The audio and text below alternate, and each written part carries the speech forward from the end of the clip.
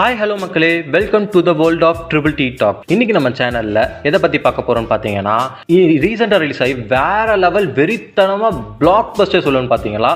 இல்லை, இருக்கிறதுலே பெரிய உருட்டு படமான நம்ம சுந்தர் சி இயக்கத்தில் வெளிவந்த அரண்மனை 4ஓட உருட்டு தாங்க பார்க்க போகிறோம். இந்த படம் எதுக்கு தான் எடுத்தாங்கன்னு தெரியல, பட் இருந்தாலும் T1 T2 T3 இந்த படத்தில் அப்படி என்னதான் எடுத்திருக்காங்கன்னு பார்த்தோம்.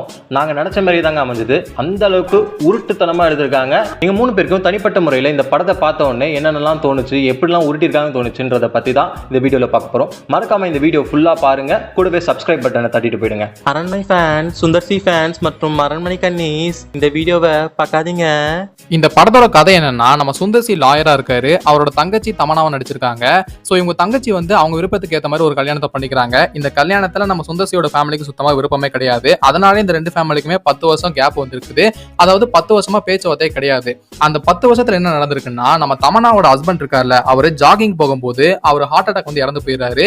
இந்த நியூஸை கேட்ட நம்ம தமனா அதிர்ச்சியிலே தூக்கு மாட்டி சூசைட் பண்ணிக்கிறாங்க. அவங்க அம்மா தூக்க மாட்டறத பார்த்த முதல் குழந்தை கால் தடுக்கி கீழே விழுந்து மண்டையில் அடிபட்டு கோமால போயிடுறாங்க.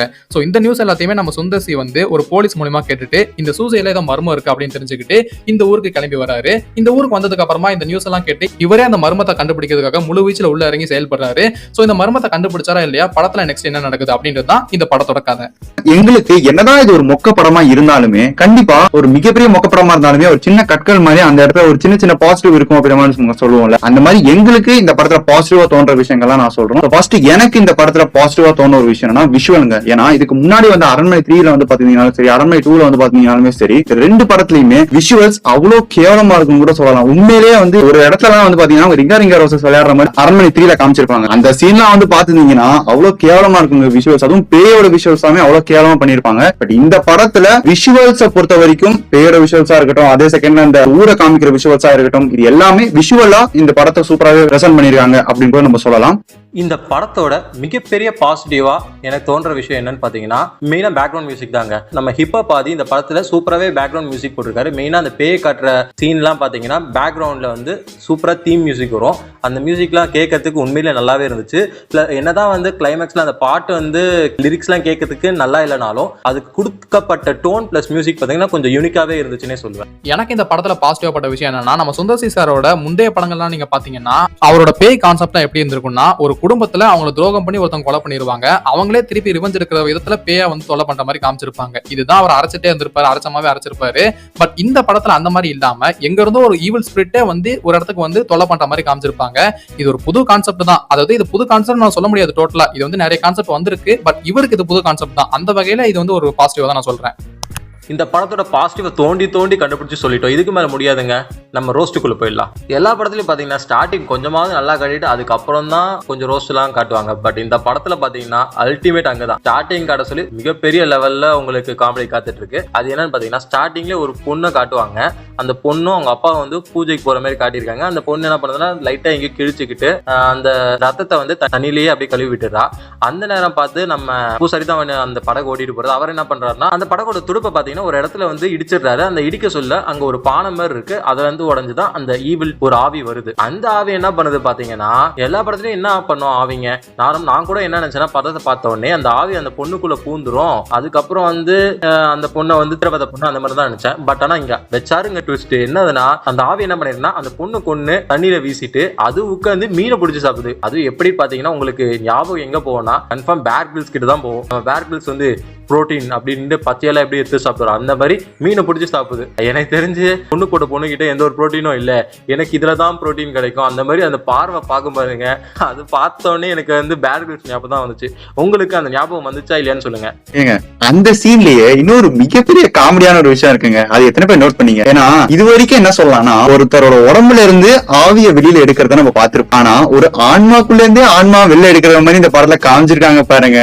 சத்தியமா நான் அந்த சீனை வந்து பார்த்து விழுந்து சிரிச்சிட்டு கூட சொல்லாங்க. ஏங்க எப்படிங்க, அதுவே ஒரு ஆவிதான், அந்த ஆவிக்குள்ளே இருந்து ஒரு ஆவியை வெளில எடுக்கிறாங்கன்னா எப்படி அப்படின்ற மாதிரி தாங்க எனக்கு சத்தியமா இருந்துச்சு. இதெல்லாம் வந்து யாரால யோசிக்க முடியும் தெரியல. சார் சுந்தர் சி சார், நீங்க பாத்துட்டு இருக்கீங்கன்னா இதுக்கு மட்டும் ஒரு பதில் சொல்லுங்க சார். சத்தியமா வந்து எப்படி சார் இந்த மாதிரி எல்லாம் யோசிக்கிறீங்க? ஒரு ஆவிக்குள்ள இருந்து எப்படி சார் ஒரு ஆவியை வெளில எடுக்க முடியும்? கேட்டா சொல்லுவீங்க, அந்த இடத்துல வந்து ஏகப்பட்ட ஆவியை வந்து ஒரு இடத்துல நாங்க ஃபைட் பண்ணும்போது கொண்டு வந்திருப்போம், அதனால அங்க ஏகப்பட்ட ஆவி அந்த உடம்புல இருந்திருக்கும், அதனால ஒரு ஆவி வெளில எடுக்கிறாங்கன்னு சொல்லிட்டு. அப்படி பார்த்தா கூட ஆரம்பத்துல ஒரு ஆவி தானங்க காமிச்சிங்க. எங்கெங்க இருக்கு, அட அதை மட்டும் சொல்லுங்க, முடியலங்க என்னால, சத்தியமா தலை வலிக்குதுங்க எனக்கு.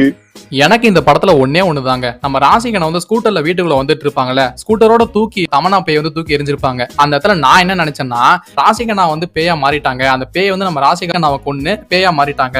ஏன்னா இது ஒரு ரீசனுமே இருக்கு, நம்ம ராசிகனாவாலதான் அந்த குழந்தை கிட்ட போக முடியும், ஏன்னா அவங்க டாக்டர். சோ அதனால கிட்ட போய் அந்த குழந்தைய கொல்ல முடியும் அப்படின்னு நினைச்சு பண்ணிட்டாங்கன்னு நான் நினைச்சேன். பட் நம்ம சுந்தர் சி சார் என்ன யோசிச்சா தெரியுமா, இந்த இடத்துல ராசிகனாவோட ஸ்கூட்டர்ல ஒரு துணி இருந்துச்சு, அந்த துணியில ஒரு பிளட் இருந்துச்சா, அந்த பிளட் வந்து நம்ம சாமியாரா இருந்திருப்பார்ல அவரை கொன்ன பாகோட பிளட்டா.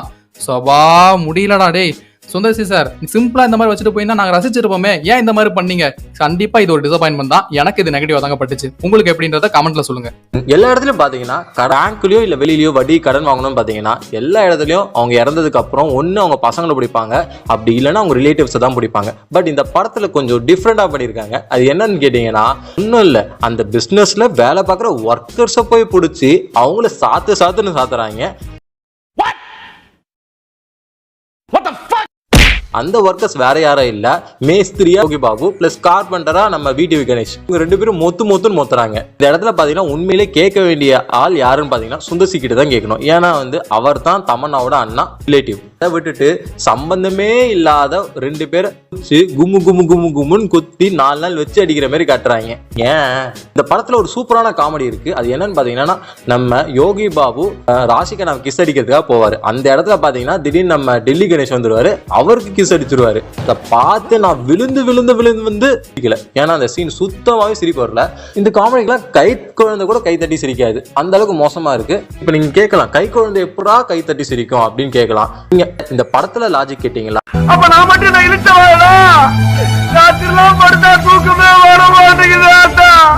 கேட்கல, அதே மாதிரி இதையும் ரசிச்சுட்டு போயிடுங்க. இதுக்கு அடுத்தபடி எனக்கு வந்து பாத்தீங்கன்னா ஒரு சீரியஸான சீன் செம்ம காமெடியா தோணுச்சுன்னா அது இந்த படத்துல தாங்க நான் சத்தியமா சொல்லுவேன். என்ன சீன் கேக்குறீங்களா? இல்லங்க, ஒரு இடத்துல தமன்னா வந்து எப்படி இறந்து போனாங்க அப்படின்னு சொல்றதுக்காக ஒரு பிளாஷ்பேக் நம்ம காமிப்பாங்க. கரெக்டா? அந்த பிளாஷ்பேக்ல பாக் தமன்னாவோட ஹஸ்பண்டோட உருவத்துல வந்துதான் அந்த இடத்துல தமன்னாவை கொல்ற மாதிரி காமிச்சிருப்பாங்க. அந்த இடத்துல அந்த பாக்குன்ற அந்த பேய் இருக்குல்ல, அது வந்து தான் ஹஸ்பண்ட் ரூபத்துல தான் வந்திருக்கு. அப்படி இருக்கும்போது அந்த இடத்துல அது வந்து கேக்குற கேள்வி என்னன்னா, பசங்க எங்க அப்படின்னு மாதிரி தான் கேட்கும். பசங்களை கூப்பிடு, நான் அவங்கள பாக்கணும் அப்படின்னு மாதிரி தான் கேட்கும். ஆனா நான் என்ன கேக்குறேன், எப்பா நீயே வந்து அவங்க ஹஸ்பண்ட் ரூபத்துல தானே வந்திருக்க, உன் பசங்க தானே அவங்க, நீயே கூப்பிட்டாவே போதுங்க, அவங்க ஆட்டப்படியே அவங்க கிட்ட வரப்போறாங்க, நம்மள அப்பா கூப்பிடுறாரு அப்படின்னு சொல்லிட்டு வரப்போறாங்க, நீயே கூப்பிட்டுருக்கலாமே, எதுக்குங்க இது அப்படின்னு மாதிரி தான் தோணுச்சு. ஈவன் நீங்க கேட்கலாம், அந்த இடத்துல ஒரு சீன்ல அவர் கூப்பிட்டாரு அப்படின்னு கேட்டீங்கன்னா அந்த ஆவி எப்படி கூப்பிட்டுருக்கோம்னா சக்தி அப்படின்னு மாதிரி தாங்க அந்த ஆவி கூப்பிட்டுருக்கோம். கேளுங்க நீங்களே எப்படி இருக்குன்னு சொல்லிட்டு. தன்னோட பசங்களை தானே போய் கூப்பிட்டுருந்தாலே தெரிஞ்சிருக்கலாம். இதுல என்னடா அந்த இடத்துல தமன்னா சித்திரவதைப்படுத்தி, அதுவுமே அந்த சீன்லாம் ரொம்பவே இன்ஜின் அல்டிமேட்டா இருக்குன்னு கூட சொல்லலாங்க. அந்த சீன்ஸ்ல நான் சொல்லணும்னா, நான் இது ஒரு சீன் தான் சொல்லியிருக்கேன். இந்த இடத்துல வந்து பாத்தீங்கன்னா அந்த இடத்துல தன்னோட மனைவிய வந்து காலை பிடிச்சு அந்த இடத்துல எடுத்துட்டு போயிட்டு இருப்பாரு. அப்ப பசங்க அந்த இடத்துல இருந்துகிட்டு இது போய் விளையாட்டு நினைச்சு பாத்துட்டு இருக்காங்க.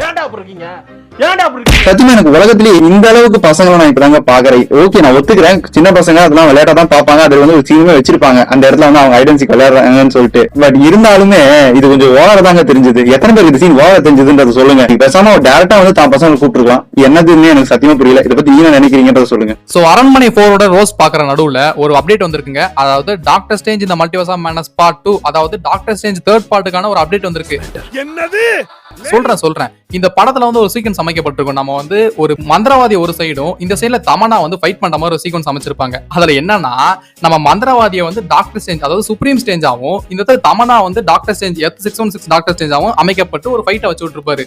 நோ சுந்தர்சீனா, ஒரு அளவுதான், சும்மாலாம் நோடக்கூடாது. மார்வல் ஃபேன்ஸ் சீன்ற நீ மார்வலே இப்ப அதர பாலத்துல கிடக்குறாங்க, அவங்களோட சீன்ஸ் எடுத்து இந்த இடத்துல வச்சு யூஸ் பண்ணிட்டு இருக்கியா? பட் ஜோக்ஸ் அப்பார்ட், இந்த சீன் எதுக்கு இந்த படத்துல இருக்குன்னு தெரியல. பட் வச்சது வேஸ்ட் தான். நீங்க என்ன நினைக்கிறீங்கன்றத கமெண்ட்ல சொல்லுங்க. அதே மாதிரி நீங்க நிறைய படத்துல வந்து பாத்திருப்பீங்க, ஹாலிவுட் படங்களோட சீன்ஸ் லைக் அவங்க அதை இன்ஸ்பயர் பண்ணி அந்த சீன் அப்படியே அவங்க படத்துல வைப்பாங்க. பட் இருந்தாலுமே ஒரு சில சேஞ்சஸ் பண்ணுவாங்க. ஆனா சுந்தர்சி என்னன்னா இது என்னடான்னா, அந்த ஹாலிவுட் படத்துல வரக்கூடிய அந்த சீனை அப்படியே தூக்கி உங்க படத்துல வச்சிருக்கீங்க, ஒரு சேஞ்ச் கூட பண்ணாம. என்னன்னா இது அப்படின்னு தான் கேட்க தோணுது. உடனே அந்த சுந்தர்சி ஃபேன்ஸ் யாரும் கமெண்ட் செக்ஷன் வந்து திட்டாதீங்க, நீங்களே பாத்துருந்தீங்கனாலே தெரிஞ்சிருக்கும். இவ்வளவு நேரம் சொல்றீங்கன்னு சொல்லிட்டு கடைசியில பாம்பு வெளில விட மாட்டேங்கிறீடா அப்படின்னு கேக்குறீங்களா? இருங்க நான் சொல்றேன், என்ன படம்ன்றத சொல்றேன். ஒண்ணு இல்ல, மார்வெல்ல வந்து சாங்ஷி அந்த 10 Rings அப்படின்ற அந்த மூவியை நிறைய பேர் பாத்திருப்பீங்க நினைக்கிறேன். அந்த தமிழ் டப்பிங்ல கூட வந்திருக்கு, கண்டிப்பா பாத்திருப்பீங்க. அந்த படத்துல பேம்பு ஃபைட் ஒன்று காமிச்சிருப்பாங்க.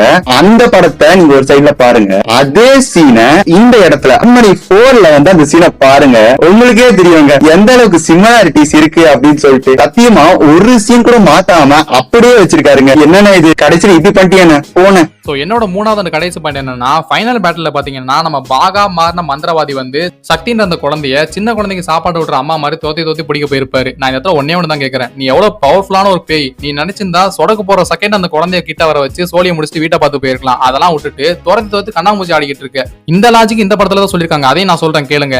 இந்த மந்திரவாதி தான் முன்னாடி சொல்லியிருப்பாரு, இந்த பேய் ஏற்கனவே 2 உயிரை கொண்டுருச்சு, உக்கிரமா மாறிடுச்சு, சோ இதுக்கு மேல மனித சக்தியால மோத முடியாது, தெய்வ சக்தி தான் வேணும் அப்படின்னு சொல்லியிருப்பாங்க. அங்க சொன்னது அது. ஆனா இங்க நடந்தது என்ன, நம்ம சுந்தர்சி என்ன ஸ்பைடர்மேன் மாதிரி பறந்து ஃபைட் பண்ணிட்டு இருக்காரு. யோ என்னையா இது லாஜிக்? இதுக்கு முன்னாடி மட்டும் லாஜிக் இருந்துச்சா அப்படின்னு கேட்காதீங்க.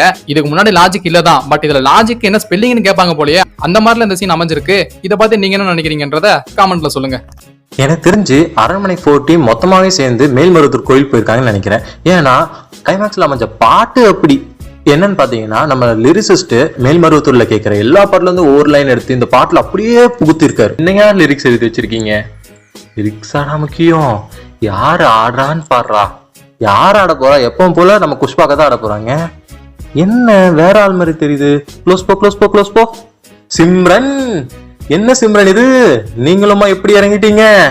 உங்களை ஜோடி பிரியமானவர்கள்லாம் பார்த்துட்டு இதுல இப்படி பார்க்க சொல்ல மனசு வலிக்குது சிம்ரன், வலிக்குது. சோ ஓவராலா இந்த படம் எங்களுக்கு எப்படி இருக்குன்னு கேட்டீங்கன்னா,